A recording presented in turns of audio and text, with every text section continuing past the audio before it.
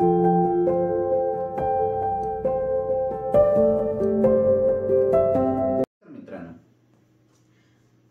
आपल्याला श्वासमार्गाचा आजार असल्यास तुमचे डॉक्टर काही वेळा तुम्हाला इन्सेंटिव्ह स्पायरोमेट्री म्हणजे श्वासमार्गाच्या व्यायामाचा एक प्रकार करण्यास सांगतात. हे इन्सेंटिव्ह स्पायरोमेट्री म्हणजे काय, त्याचा उपयोग कसा होतो, ते तुमचे फुफ्फुस बलशाली होण्यास कसं मदत करतात, याविषयी आज आपण बोलणार आहोत. मी डॉक्टर गुणवंत महाजन, कन्सल्टंट चेस्ट फिजिशियन म्हणजेच फुफ्फुस विकार तज्ज्ञ म्हणून गेल्या 15 वर्षापासून श्री गणेश हॉस्पिटल जळगाव येथे प्रॅक्टिस करीत आहे. इन्सेंटिव्ह स्पायरोमेट्री म्हणजे काय, तर हा एक श्वासमार्गाचा व्यायाम करण्याचा प्रकार आहे की ज्यात फुफ्फुसाची क्षमता आपण पूर्णपणे वापरण्यास शिकतो. नॉर्मली देवाने आपल्या फुफ्फुसाची एवढ्या प्रमाणात क्षमता दिलेली आहे समजा, पण सामान्य श्वास घेत असताना आपण त्यातली एवढीच क्षमता वापरतो. कसं, तर फुफ्फुसाची कॅपॅसिटी समजा एक 3-3.5 लिटरपर्यंत दिलेली आहे आणि त्यात आपण जे नॉर्मल श्वास घेतो त्याचं टायडल ब्रिदिंग जे आम्ही म्हणतो ते साधारण 400 ते 500 ml पर्यंत असतं. याचाच अर्थ काय, जर कॅपॅसिटी एवढी आहे त्यातली फक्त आपण एवढी वापरतो. यामुळे होतं काय, जो फुफ्फुसाचा भाग आपला वापरला जात नाही, ज्याची रेग्युलर कमी श्वास घेण्यात तो वापरला जात नाही, अशा भागामध्ये तो अनायसेस दबला जातो किंवा अटेलेक्टॅसिस होतं. मग ही क्षमता वापरण्यासाठी आपण मोठ्याने लांब श्वास घेणं, लांब श्वास सोडणं, दीर्घ श्वास घेणं, दीर्घ श्वास सोडणं हे महत्त्वाचं असतं. मग हे करायचं कसं, यासाठी एक इन्सेंटिव्ह स्पायरोमेट्री म्हणून एक मशीन असतं.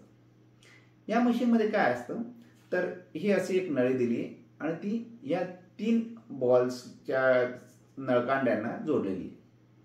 या याच्यात आपण जोराने लांब श्वास घ्यायचा असतो, तेव्हा पहिला, नंतर दुसरा आणि मग तिसरा असे बॉल उठून वर जातात. तुम्ही लांब श्वास घेऊन हे 3 बॉल वर चिटकवण्याचा किंवा कमीत कमी 2 बॉल तरी वर पोहोचवण्याचा प्रयत्न करायचा असतो. तसंच उच्छ्वास किंवा श्वास सोडण्याच्या याच्यात हे मशीन उलटं करायचं आणि जोराने श्वास सोडायचा. त्यामुळे पहिला बॉल वर जातो, मग दुसरा आणि मग तिसरा. हे श्वास सोडण्याचं हे जास्त कठीण असतं, तर त्यामुळे त्यात 2 बॉलपर्यंत जरी तुम्ही पोहोचलात तरी तुमची कॅपॅसिटी खूप चांगली आहे असं म्हटलं जातं. बघा, मी करून दाखवतो. मशीन असं ठेवलंय, बॉल तोंडात पकडलेला आणि लांब श्वास घ्यायचा. इकडे बघा,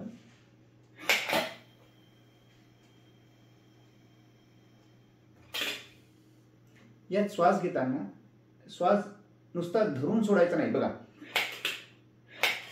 असं करण्यात मजा नाही. श्वास ओढायचा आणि ओढून धरायचा. बघा,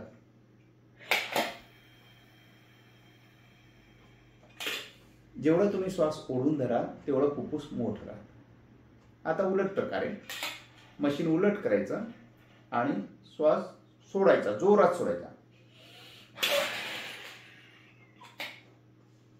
सोडायचा आणि सोडत राहायचा.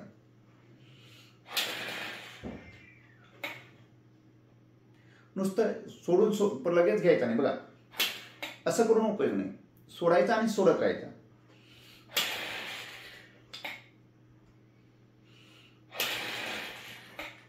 अशा प्रकारे हे करत असताना एका वेळेस वारंवार करू नका.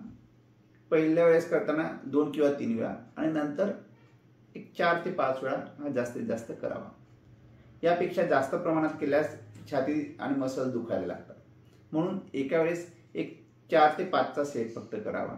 दिवसातून 2 ते 3 वेळा तुम्ही हे करू शकता.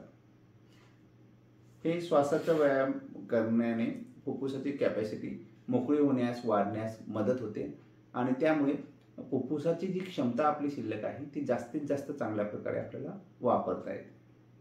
हा श्वासमार्गाचा व्यायाम काही फुफ्फुसाच्या काही आजारांमध्ये जसं COPD आहे, ILD आहे त्यामध्ये फायदेशीर राहतो.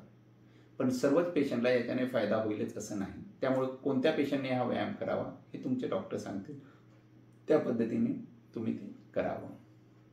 याविषयी आणखी काही शंका असल्यास तुम्ही आमच्या हॉस्पिटलला कधीही भेटू शकता. या व्यतिरिक्त आम्ही फेसबुक, व्हॉट्सअप, इंस्टाग्राम आणि यूट्यूब सर्वत्र उपलब्ध आहोत. हा व्हिडिओ कसा वाटला आम्हाला अवश्य कळवा. नमस्कार.